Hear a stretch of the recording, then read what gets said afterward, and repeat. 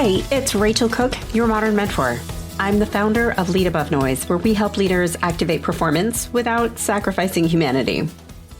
This month, we're diving deep into burnout. What's really causing it, how we're failing to fix it, and what we can finally start to do differently to change the tide. This is part 2 of a 4-part series, and today we're talking about the impossible job that we have handed managers and why it's time to rewrite the role. Before we dig in, if you've already seen burnout happening on your team, or you're feeling it in your own bones, head over to leadabovenoise.com/burnout. You'll find tools, workshops, and ways to bring this conversation into your organization in a way that actually sticks.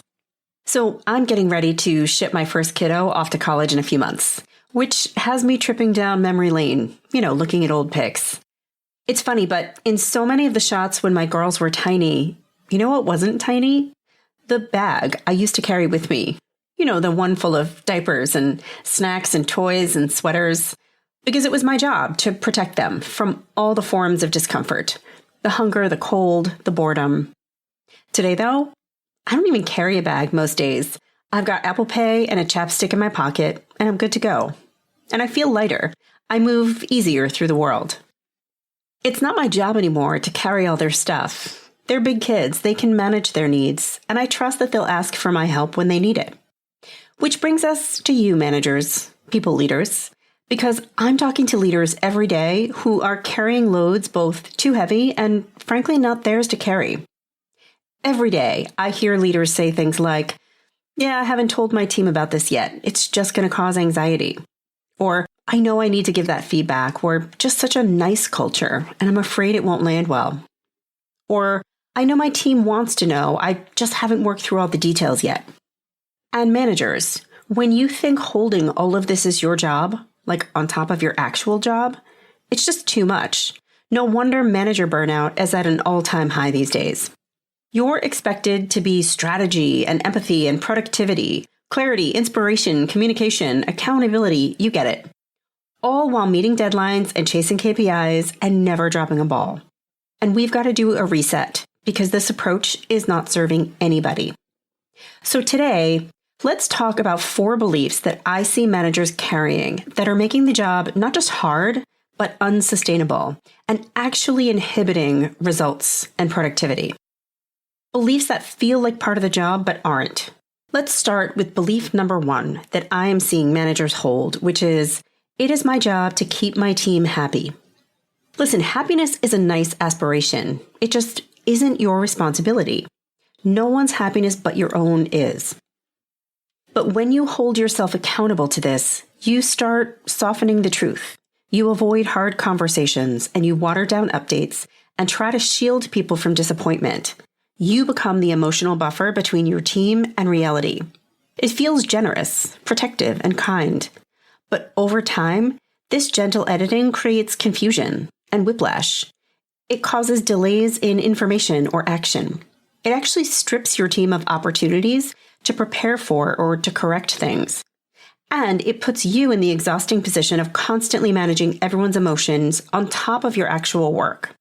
Your team doesn't need you to shield them from discomfort. They need you to lead them through it with honesty and respect.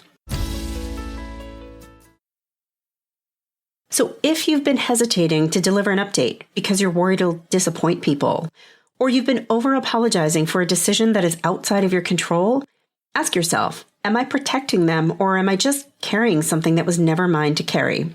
Lead with care, but also with clarity. Let adults have adult reactions. It's not cold. It's a way to build trust. Belief number 2 is, it's my job to build the plan. This one sneaks up quietly. A project or a change kicks off and something needs to be implemented. And so you start piecing together a strategy. You want to be prepared and show leadership. You want to think through all the details, dot your I's and cross your T's before starting to communicate with your team.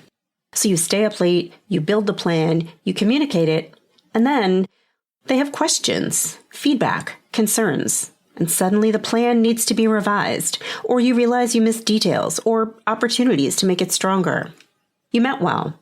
You wanted to figure out for them, but really, you should figure it out with them.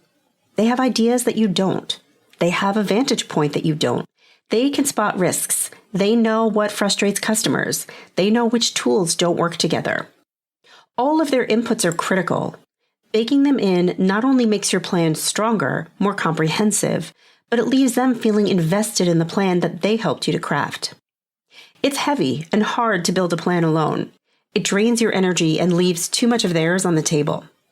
Your job isn't to show up with all the answers, but to co-create a path with your team, to define the why and shape the how together. So if you're sitting on a plan or a decision that you built alone, ask yourself, who should have been in the room sooner? And what is one upcoming project where I can invite co-creation and not just consultation? Belief number 3 is, it's my job to have the answers. I still talk to too many leaders who really believe their authority comes from their team's confidence in them having the answers. I can't get up there and shrug my shoulders, someone recently said to me. And I get it. Confidence feels like leadership. But confidence doesn't have to always equate to knowing. And when you pretend to know, you cut off inquiry, you kill momentum and burn yourself out trying to maintain a front. You don't need to know everything. You need to lead the process of finding out. So try, here's what we know right now. Here's what we're still figuring out. Here's how we'll make a decision when the time comes.